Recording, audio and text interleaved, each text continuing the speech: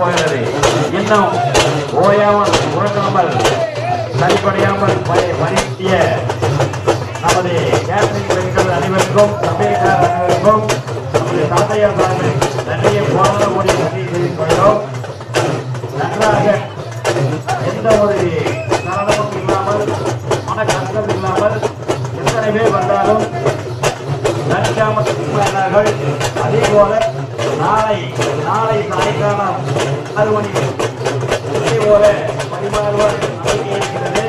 கண்டிப்பாக இந்த பரிமாறும் நம்மளுக்கு மிகவும் சேர்வதற்கு கேட்டரிங்கான அனைவருக்கும் பாராட்டுகள்.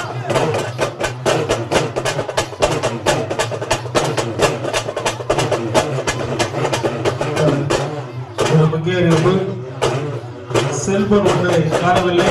எடுத்த நபர்கள் மைசெட்டு மூலம் இடத்துக்கு ஒப்படைக்குமாறு கேட்டுக்கொள்ளப்படுகிறோம்.